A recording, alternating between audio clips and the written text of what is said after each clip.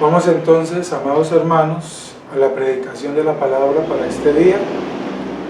Continuando con la serie de la carta a los Romanos, leamos Romanos 7, versos del 7 al 13, que es la porción para este día. Acompáñenme en la lectura. Romanos 7, versos del 7 al 13. Leamos juntos la palabra. A la cuenta de 3. 1, 2, 3. ¿Qué diremos pues? ¿La ley es pecado? En ninguna manera. Pero yo no conocí el pecado sino por la ley, porque tampoco conociera la codicia si la ley no dijera, no codiciarás. Mas el pecado, tomando ocasión por el mandamiento, produjo en mí toda codicia, porque sin la ley el pecado está muerto. Y yo sin la ley vivía en un tiempo, pero venido el mandamiento, el pecado revivió y yo morí.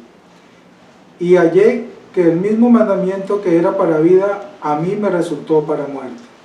Porque el pecado, tomando ocasión por el mandamiento, me engañó y por él me mató.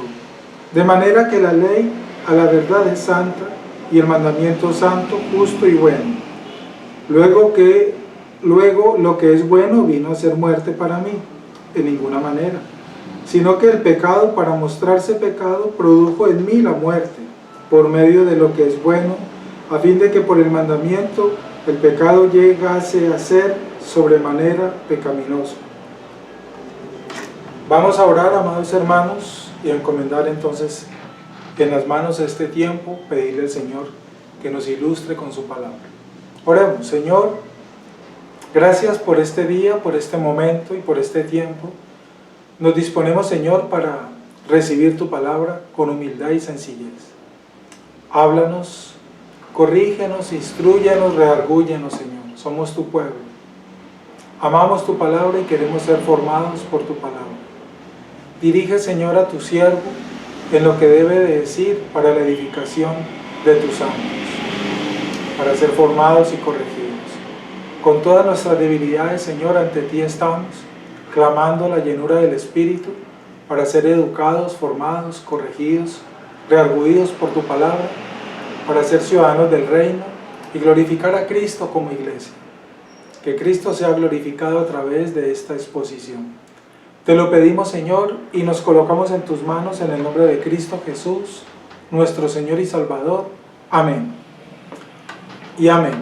Bien, amados, continuando entonces con la serie de la carta a los Romanos, pasamos a esta segunda sesión del capítulo 7. El domingo pasado predicamos del verso 1 al 6, hoy vamos en esa segunda parte del 7 al 13. El título de esta exposición, de esta sesión, le hemos llamado el propósito de la ley. La ley de Dios, podemos decir, amados hermanos y quienes nos escuchan por internet, que está siendo mal enseñada, mal instruida, mal aplicada hoy en día, porque el hombre se ha ido a los dos extremos, al extremo de un libertinaje total, porque ya no estamos bajo la ley, entonces ya no estamos obligados a conocer, a amar, a procurar, guardar la ley del Señor y vivir en torno a esos principios éticos y morales que vemos allí en la palabra del Señor, en el decálogo y en todos los mandamientos. Y el otro extremo, amados hermanos, donde muchos hombres, muchas personas se esfuerzan perdón por la redundancia, en un esfuerzo sobrehumano para obedecerla y someterse a guardarla para poder ser salvos, para ganar la salvación por medio de guardar la ley, de las obras que ella demanda. Estos dos extremos, como sabemos, se alejan de la gracia. Entonces, por eso es importante nosotros como cristianos entender realmente, conforme al contexto de la Escritura, cuál es el propósito de la ley para nosotros, para los hijos de Dios. Como lo vimos el domingo pasado, frente a la ley de Dios, el hombre está en dos posiciones. o la ley está produciendo muerte en esa persona y condenación, o ya la ley no produce muerte y condenación por medio de la obra de Cristo. En una de esas dos posiciones. Pero vamos a meditar hoy en día un poco más acerca del propósito de la ley. Vamos a meditar hoy en este día un poco más, porque esto es lo que Pablo enseña en esta segunda porción de este pasaje, de este capítulo. Y precisamente Pablo señala aquí el propósito de la ley. Es un pasaje, por lo tanto, podemos decir que debe ser conocido, proclamado en todas partes, porque la ley fue dada por Dios. Eso debe ser claro para nosotros, para mostrar al hombre la desesperada necesidad de un Salvador. Eso nos lleva el entendimiento de la ley.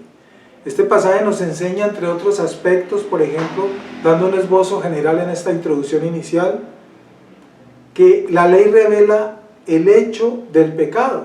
Lo vemos al inicio del pasaje. Y hay la gran pregunta: ¿la ley es pecado? ¿Es mala la ley? Vemos también que la ley da al pecado la oportunidad de suscitar y obrar toda clase de mal. Verso 8, entender esta frase que estamos diciendo. La ley revela el hecho de la condenación y la muerte del hombre. La ley condena a los hombres porque no la pueden cumplir. La ley, como lo hemos dicho en predicación anterior, la ley no trae gracia, no tiene misericordia. La ley revela el carácter engañoso del pecado. Eso lo explica el apóstol Pablo en esta porción. Lo vemos por allí en el verso 10 y 11. La ley, y lo más, digámoslo así, trascendental de esta gran verdad de la doctrina de la gracia del Evangelio, es entender esto, amados hermanos. La ley no es, pero revela el camino de Dios. La ley no es el camino de Dios, pero ella nos revela el camino de Dios, la santidad, la justicia y la bondad. La ley, por lo tanto, nos conduce a Cristo. La ley nos conduce a Cristo, a la necesidad de ese Salvador. La ley muestra que el pecado es en sobremanera, valga la redundancia ahí, pecaminoso, y que es la causa de la muerte. Recordemos lo que dice enfáticamente el libro del profeta: el alma que pecare, esa morirá, sin contemplación. La ley no da, ni trae, ni contiene misericordia ni gracia. Pablo ha establecido claramente que la ley no puede salvar. Pablo ha enseñado esta gran verdad en sus cartas, y ya lo vimos especialmente en el capítulo 3. La ley no puede santificar. En el capítulo 6 lo estudiamos. Pero asimismo, cuando entendemos la gracia y el poder del Evangelio, como Pablo lo define en una de sus cartas, el Evangelio es poder de Dios para salvación, ¿cierto? Entonces, de acuerdo a esa gran verdad que vemos allí en la Biblia, entendemos que ya el pecado no condena al creyente, por lo tanto la ley ya no condena al creyente. Ahora Pablo pasa a establecer que la ley, por el contrario, sí puede convencer de pecado a incrédulos y a creyentes por igual. Eso es lo que está diciendo Pablo en esta porción de estos versículos del 7 a 13. Que no puede libertar del pecado. La ley no liberta del pecado. La ley no trae liberación del pecado. Quien nos libera del poder del pecado se llama Cristo, el poder del Evangelio, no la ley. Bien sea antes y después de la salvación. Capítulo 7, versos del 14 al 25, más adelante vamos a meditar esto. Y otra gran verdad que el apóstol enseña en esta porción, y que vemos también de acuerdo al contexto del mensaje de la gracia, del poder del Evangelio, es que de todas maneras, hermanos, la ley puede ser cumplida por los creyentes en el poder y en la capacitación que recibimos del Espíritu Santo que mora en nosotros. Es decir, nosotros, por fe, somos cumplidores de la ley a través de Cristo por medio de la fe en Jesucristo. Nosotros somos hacedores de la ley en nuestra unión con Cristo. Eso es lo que significa en el contexto profundo esta gran verdad, esta doctrina de nuestra unión con Cristo. Nosotros somos cumplidores de la ley solo en Cristo por medio de la fe en Él.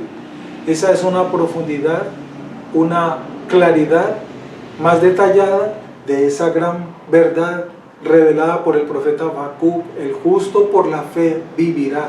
La ley mata, la ley condena, pero en Cristo somos liberados de esa maldición de la ley que es la muerte, porque somos cumplidores de la ley y ya la muerte no está sobre nosotros. Eso es lo que significa la profundidad de esa frase. Qué hermoso entenderla ahora que el Espíritu nos da claridad unida a la verdad del Evangelio. En tiempos del Nuevo Testamento, los rabinos habían resumido la ley escritural, lo alcanzamos a comentar el domingo pasado, en 613 mandamientos aproximadamente, compuestos por 248 mandatos y 365 prohibiciones. Ahora, los intentos permanentes de cumplir con todas las leyes y tradiciones llegaron a crear una forma de vida extenuante que desgastaba a ese pueblo judío y los había vuelto, como lo conocemos y lo hemos expuesto en otras ocasiones, legalistas, así como los fariseos.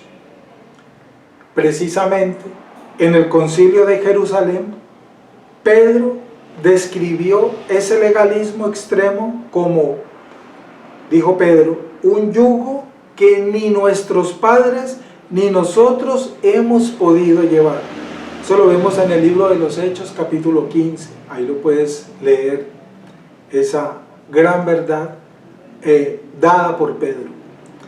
En lo que a las leyes dadas por revelación divina se refería, es evidente la razón de que los judíos fieles trataban de guardarlas en todos sus detalles, se esforzaban.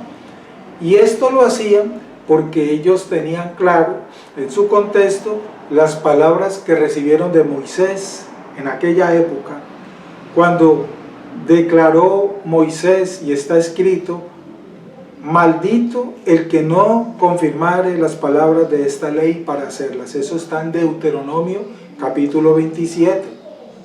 Con base a esas palabras las habían literalizado y los había llevado a esa vida legalista que se esforzaban ellos y de la cual estaban convencidos para volverse hijos de Dios, hijos de Abraham, como lo argumentamos. El siguiente capítulo de Deuteronomio especifica algunas de las consecuencias severas precisamente de la desobediencia, consecuencias que afectaban todas las áreas de la vida de una persona.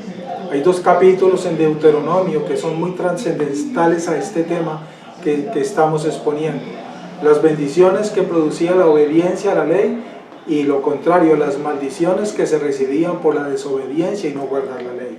Y los judíos eran expertos conocedores de estos capítulos y por eso se esforzaban a guardar la ley para recibir de los beneficios de lo que significaba guardar la ley. Ahora, como un apóstol de Jesucristo, con la autoridad como apóstol de Jesucristo, Pablo reiteró la verdad y lo expresa en la carta a los Gálatas, porque todos los que dependen de las obras de la ley están bajo maldición, pues escrito está: maldito todo aquel que no permaneciere en todas las cosas escritas en el libro de la ley para hacerlas. Eso lo escribió el apóstol, Gálatas 3, en concordancia, digámoslo así, con Deuteronomio 27. Asimismo, amados hermanos, Santiago declaró que, dice Santiago, porque cualquiera que guardare toda la ley, pero ofendiere en un punto, ¿cierto?, se hace culpable de todos los mandamientos. Eso está en el capítulo 2 de la carta a Santiago. De acuerdo a esto, hermanos, de acuerdo a estos, uno se puede preguntar y uno se pregunta: ¿por qué Dios dio a su pueblo escogido una ley que les era imposible cumplir? Les sería imposible cumplir. Y sabemos de antemano que es difícil, imposible cumplir. ¿Por qué Dios entonces hizo esto? Bueno, esa pregunta creo que es muy importante y debemos tenerla clara y tratar de entenderla. Y la podemos entender cuando acudimos y recibimos el Evangelio. El propósito no fue solamente revelar el estándar de justicia por el cual deben vivir los salvados, sino también para mostrarles la imposibilidad de vivirlo en la práctica sin su poder, y para mostrarles la profundidad de su pecaminosidad cuando se medían francamente, digámoslo así, en comparación a la ley. Eso es lo que podemos entender para esta respuesta. No fue solamente revelar el estándar de justicia, el cual deben vivir los salvados, sino también para mostrar esa imposibilidad. La ley nos revela nuestra imposibilidad, nuestra incapacidad. La ley no fue dada, por lo tanto, para mostrar a los hombres, ni fue la intención de Dios, mostrar a los hombres cuán buenos podían ser al cumplirla, como creían los fariseos y como muchas personas creen. Hoy tristemente muchos creen que en la medida en que se esfuerzan por guardar cada uno de los mandamientos de la ley, van a mostrar qué tan buenos son, qué tan buenas personas son. No, la ley no fue dada para mostrarnos a nosotros los hombres cuán buenos podemos ser al cumplir uno que otro mandamiento o todos los mandamientos, porque eso es imposible, sino por el contrario, para mostrar todo lo bueno que no podían ser. Me gusta mucho esa frase que comparte el pastor MacArthur en su comentario a los Romanos, para mostrar todo lo bueno que nosotros no podemos ser. A partir de su cita en Deuteronomio 27-26, cierto, que mencionamos anteriormente, Pablo dijo a los Gálatas, en Gálatas 3:11, y que por la ley ninguno se justifica para con Dios. Es evidente. Recordemos entonces, hermanos amados, la ley fue dada para establecer el estándar de Dios y para revelar a los hombres la absoluta imposibilidad de alcanzar ese estándar de justicia y en consecuencia llevarnos a entender la necesidad que tenemos de recibir el perdón de Dios y de confiar en la bondad y la misericordia de Dios y tener la fe en Jesucristo. La gran verdad que quiero que te grabes en tu corazón y en tu mente, la ley nos conduce a Cristo, nos muestra nuestra imposibilidad y la necesidad que tenemos de Cristo. Por eso Cristo dijo que apartados de Él, una vez más, la gran frase, nada podemos hacer. Así lo enseña también Hebreos capítulo 11, expresa claramente tanto antes como después de la entrega de la ley mosaica, los que llegaron a ser aceptables delante de Dios fueron quienes confiaron en su justicia divina y no en la de ellos. Abraham fue justificado porque su fe le fue contada por justicia. Abraham no tuvo la ley en sus manos, la recibió el pueblo después por medio de Moisés. Noé no tuvo la ley, Abraham no tuvo la ley, Enoc tampoco, Matusalén tampoco, ninguno de esos hombres. Abraham creyó a Dios, dice la Escritura, y fue justificado por su fe, por creerle a Dios. Moisés dijo que no tenía nada para enfrentar a Faraón, su imposibilidad. Moisés entendió su incapacidad, su imposibilidad. Señor, yo no tengo nada. David confesó sus pecados y clamó misericordia, lo leemos en muchos de sus salmos. Salomón entendió el principio de la sabiduría fundado en el temor y el conocimiento de Dios, lo expresa en el libro de Eclesiastés y en muchos de los proverbios. Isaías habló de la necesidad que tenemos de lavarnos antes de presentarnos ante Él, antes de presentar nuestra adoración y alabanza y oración para poder presentarnos ante el capítulo 1 de Isaías es muy claro. Jeremías dijo que el corazón del hombre era el obstáculo engañoso y perverso. Ezequiel también dijo que Él nos daría un corazón para poder creer y temer. Daniel habló de que Él hace su voluntad y nadie le hará cambiar de posición.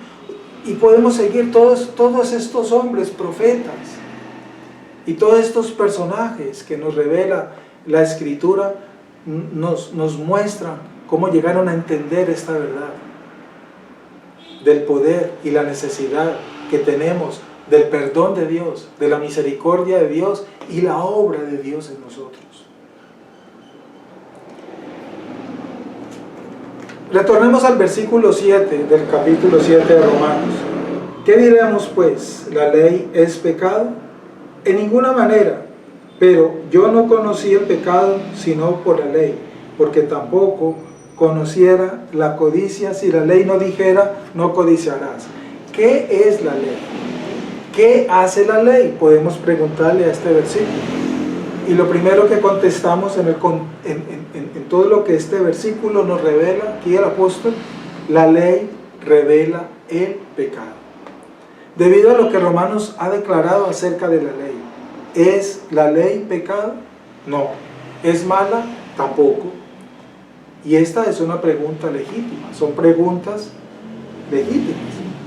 Resulta inaceptable, por lo tanto, y blasfemo podemos decir, tan siquiera llegar a sugerir que cualquier cosa que Dios mande pueda ser deficiente en el menor de los sentidos, mucho menos manchado por el pecado, porque Dios es perfecto. Sin embargo, el mismo hecho de ser perfecta, la ley es perfecta, hace que la ley de Dios logre revelar la imperfección del hombre por causa de la misma perfección de la ley de Dios. La ley de Dios es perfecta, revela el pecado y muestra la imperfección del hombre. Y, como lo estamos diciendo, la incapacidad del hombre y la necesidad de Cristo como Salvador para su vida. Dice Pablo, lo estamos leyendo allí, yo no conocí el pecado. Procede Pablo a explicarlo allí, sino por la ley.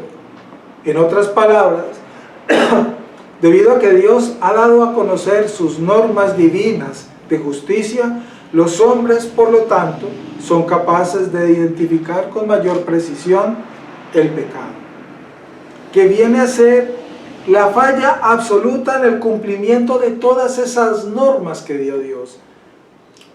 He aquí entonces una explicación más de qué es el pecado. Viene a ser, una vez más repito, viene a ser la falla absoluta en el cumplimiento de todas las normas, de todos los mandamientos, todas las prohibiciones dadas por Dios. El apóstol ya ha mencionado y ha aludido a esa verdad varias veces aquí en los capítulos anteriores que hemos expuesto. Recordemos el capítulo 3, verso 20, dice el apóstol, por medio de la ley es el conocimiento del pecado. 3:20. La ley produce ira, pero donde no hay ley tampoco hay transgresión. Romanos 4:15, ya lo predicamos. Antes de la ley había pecado. ¿Qué vino primero, la ley o el pecado? Primero llegó el pecado, después llegó la ley. Antes de la ley había pecado en el mundo, pero donde no hay ley no se inculpa de pecado. Eso ya lo predicamos en el capítulo 5 de Romanos. La ley juzga, por lo tanto, y condena a los hombres. Pablo lo dijo en el capítulo 2 de ahí de su misma carta. Todos los que bajo la ley han pecado por la ley serán juzgados. De acuerdo a estos versículos que estamos recordando en la misma carta a los romanos en los capítulos anteriores, es por lo tanto, amados hermanos, correcto afirmar que la ley y el rito no hacen cristiana a una persona. Ojo con esta verdad bíblica, esta verdad teológica, se la repito. La ley y el rito no hacen cristiana a una persona.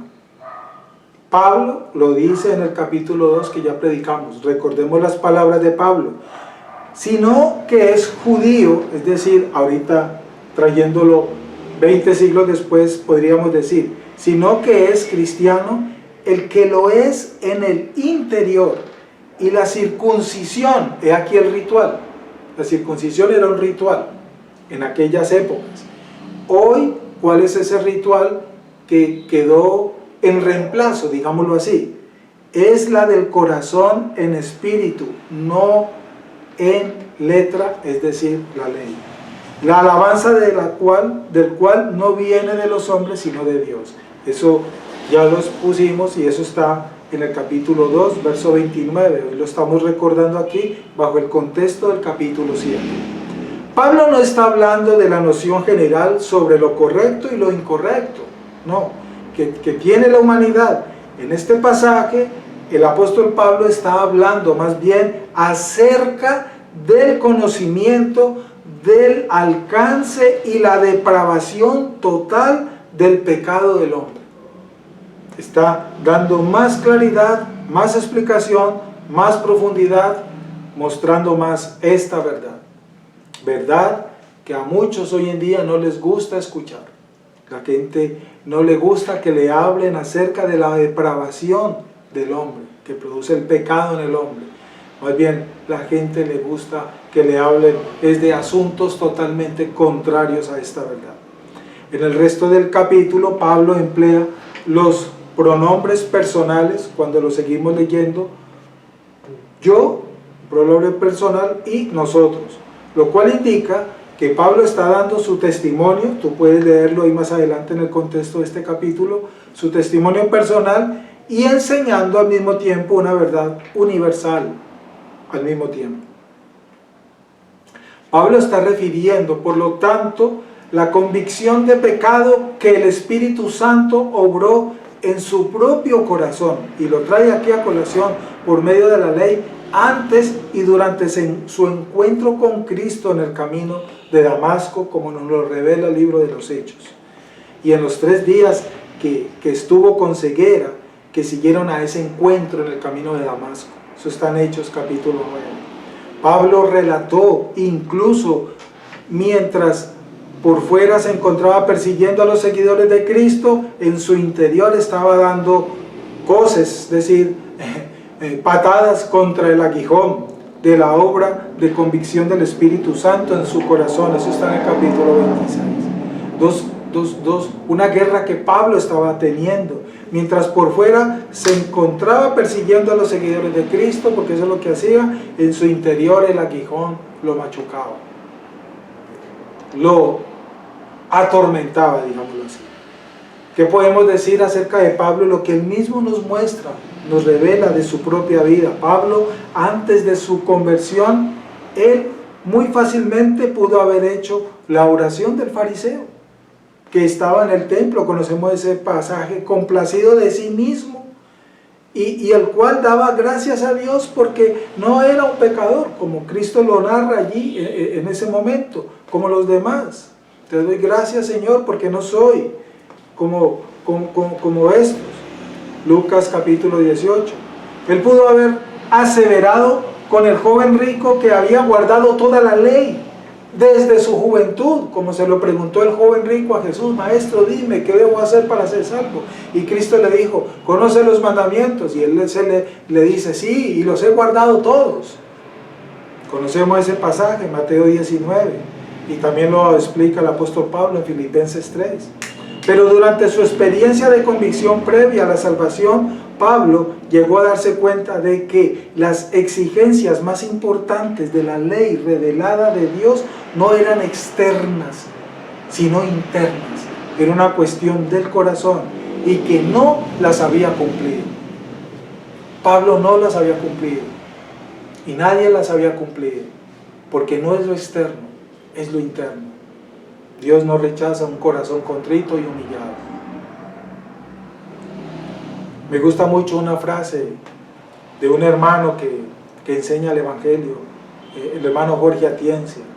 Muchas veces nosotros nos esforzamos por guardar una estética externa hermosa, y nos preocupamos por ello, por la belleza externa, por la apariencia externa, la estética, ¿cierto? Y esa frase del hermano Jorge, y me la aprendí, dice esto: muchas veces estamos tan preocupados en esos detalles y resulta de que la estética sin la ética viene a ser patética. Me encanta esa frase.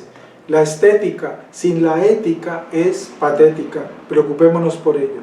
La batalla real, por lo tanto, con el pecado es interna, en el corazón y la mente. Es lo que la Biblia nos enseña claramente.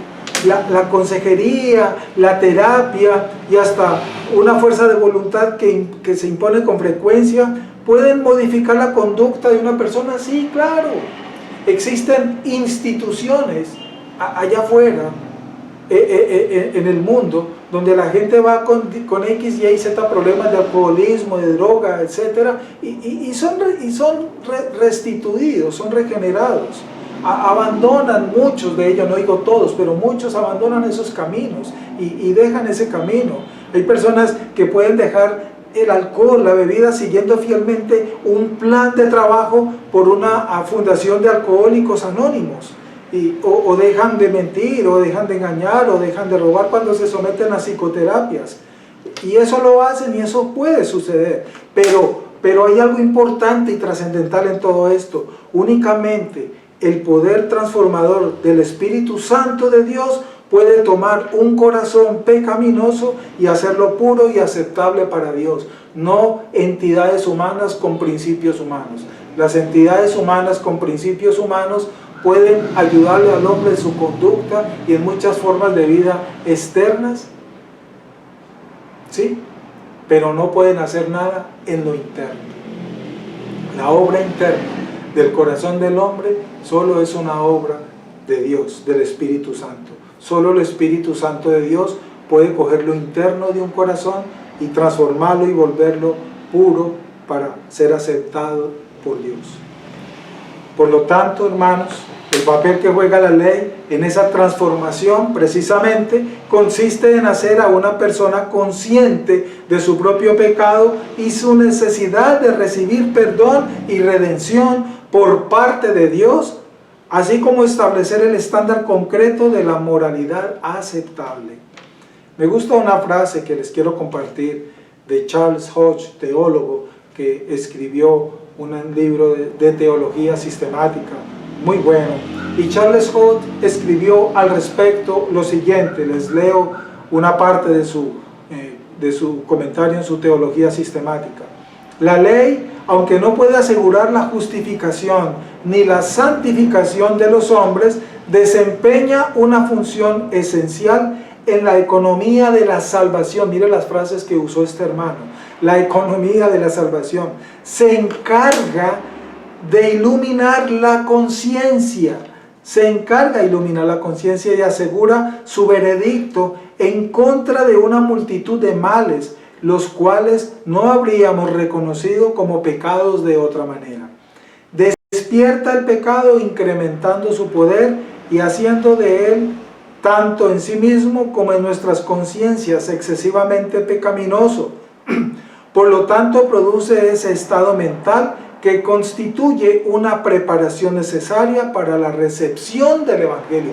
Me encanta esta frase final que comparte Charles Hodge en su teología. Miren, por lo tanto, la ley produce el estado mental que constituye una preparación necesaria para la recepción, es decir, para recibir el Evangelio.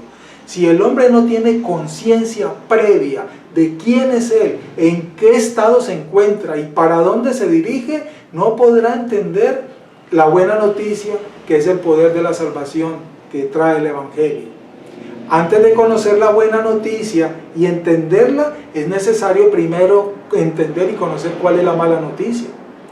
Pero hoy en día adoran más la buena noticia y no saben por qué. No tienen conciencia, no tienen razón.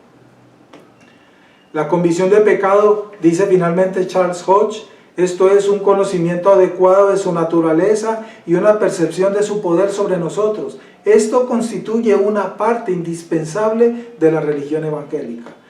Antes de que el Evangelio pueda ser acogido como el medio de liberación del pecado, debemos sentir que estamos inmersos y arraigados en la corrupción y la miseria. Ahí termina esa parte que les quería comentar de Charles Hodge. En conclusión, mis amados hermanos, para que oremos de esta primera porción, podemos decir lo siguiente, amados. La ley de Dios es lo único que revela su estándar divino de justicia y por esa vía nos capacita para ver cuán alejados estamos de su justicia y cuán inútiles son nuestros esfuerzos de alcanzar por nosotros mismos esa justicia. Ese es uno de los propósitos de la ley. Recuerda que así se titula esta exposición, en esta sesión, el propósito de la ley. La ley nos revela ese estándar divino perfecto de Dios. Otra conclusión que podemos dar en esta primera parte, el tema central del Sermón del Monte es precisamente que Dios exige justicia perfecta en el corazón humano. Muchas personas les encanta ese pasaje donde Cristo está dando esas enseñanzas en el famoso Sermón del Monte, y es muy hermoso de verdad, todas esas promesas que vemos allí cuando Cristo va diciendo bienaventurado aquel, es muy hermoso, pero lo que hay detrás de esa verdad, de ese sermón de aquel día dado por Cristo, es la exigencia de justicia perfecta que Dios está demandando en ese momento, en esas verdades, y que debe estar en el corazón del hombre y que no tenemos, que no poseemos. Una justicia que sobrepasa en exceso la justicia externa e hipócrita tipificada por nosotros los hombres. En aquella época por los escribas y fariseos, y hoy por personas que se han dedicado a vivir en caminos de religión, en religiosidades, pero no en estas verdades que revela el Evangelio. Otra conclusión que podemos dar en esta primera parte, el propósito de la ley, por lo tanto, no es salvar al hombre, sino dar testimonio, por el contrario, de que el hombre necesita desesperadamente la justicia de él mismo, la justicia de Dios. No somos salvos por nuestra propia justicia, somos salvos es por la justicia perfecta de Dios, y esa es la justicia que nos da Cristo cuando somos unidos a Él. La ley no justifica a la persona. La ley no es la forma en que una persona recibe las promesas de Dios. Nadie recibe las promesas de Dios esforzándose en una manera legalista de obedecer y guardar la ley. Es imposible para el hombre, porque dice Romanos 4, recordemos, porque no por la ley fue dada a Abraham o a su descendencia la promesa de que sería heredero del mundo, sino por la justicia de la fe. La ley obra ira en que acusa al hombre de pecado y lo condena sin misericordia. La ley hace que el pecado crezca y se multiplique en el corazón del hombre natural, del hombre no regenerado. Dice en el capítulo 5, recordemos Pablo ahí en su carta a los Romanos, pero la ley se introdujo para que el pecado abundase, mas cuando el pecado abundó, sobreabundó la gracia. Ya predicamos, recordemos los Romanos 5. Por lo tanto, hermanos, en estas conclusiones, la ley esclaviza y pone al hombre bajo servidumbre. Porque el pecado no se enseñorea de vosotros, pues no estáis bajo la ley, sino bajo la gracia. Ya lo explicamos en el capítulo 6 anteriormente. Podemos decir finalmente, para que oremos, hermanos amados, iglesia, siervo de la palabra y quien nos escucha a través de la internet, no nos empeñemos en poner la fe en nuestros propios logros exteriores. Pongamos nuestra fe en Dios, a quien profesamos amar con todas nuestras fuerzas y con todo nuestro corazón, fuerzas dadas por el Espíritu Santo y ese corazón nuevo que nos ha dado el Espíritu Santo para tener fe en Él de una manera verdadera, una fe bíblica. Pongamos nuestra fe en Cristo, sin el cual no hay salvación. Juan 14:6 dijo el Señor Jesucristo respecto a esto: yo soy el camino, la verdad y la vida. Juan 14:6. Miren que Cristo no dijo, Jesús no dijo, la ley es el camino, la verdad y la vida. Cristo no dijo eso. Cristo dijo, yo soy el camino. Quien está en mí, aunque esté muerto, vivirá. Quien cree en mí, vivirá. Quien honra a Cristo, será honrado también. Quien ama a Cristo será amado por el Padre. Cristo es todo. Sin Cristo en nuestras vidas no hay nada, ni esperanza, nada, nada. Cristo es el todo para nosotros, para el verdadero Hijo de Dios. En Cristo somos cumplidores de la ley. En Cristo somos hijos de Dios por adopción. En Cristo tenemos una nueva naturaleza. En Cristo hemos sido redimidos. En Cristo hemos sido librados de la maldición de la ley, que es la muerte. En Cristo tenemos todo, hermanos, hermanos. Él dijo, yo soy el camino, la verdad y la vida. Recordemos, Él no dijo nunca, la ley es el camino. Él es el camino, no la ley. Vamos a dejar allí por hoy y vamos a continuar en nuestra próxima sesión con el resto de versículos de esta sesión, porque es muy importante tener claridad y profundidad, como lo dije al comienzo, esto acerca de la ley, porque hoy en día, vuelvo y digo, los hijos de Dios que estamos entendiendo el Evangelio debemos tener claro el propósito de la ley para nosotros como cristianos bíblicos. Vamos a orar y a darle gracias al Señor y a pedirle que esta verdad sea guardada en nuestro corazón para que entendamos la ley de una manera sana, amemos la ley, pero con el propósito que de verdad ya debe y significa para nosotros.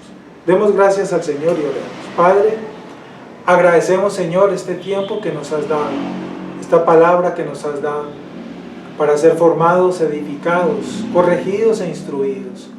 Señor, gracias por darnos claridad hoy con el poder de tu Espíritu, cuál es el propósito de tu ley que es santa y perfecta. ¿Por qué debemos amar tu ley? ¿Qué significa la ley para el hombre natural y qué significa la ley para los hijos de Dios?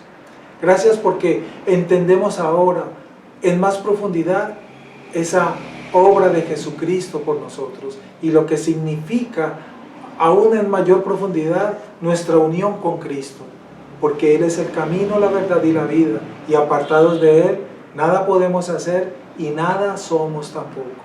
En Cristo entendemos hoy lo que significan esas palabras, somos más que vencedores, porque Él venció por nosotros y nos redimió de la muerte eterna que produce la ley, de la condenación de la ley. En Cristo hemos sido vivificados, redimidos y hemos sido constituidos como hijos de Dios por adopción. Y ahora lo que vivimos, lo vivimos en fe para glorificarle a Él.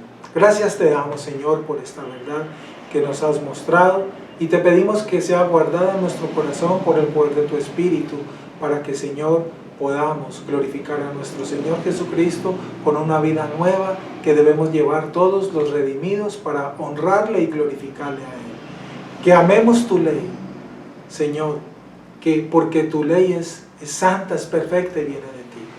Guárdanos en esta verdad, Señor, para crecer en fe y en santidad. Gracias, Señor.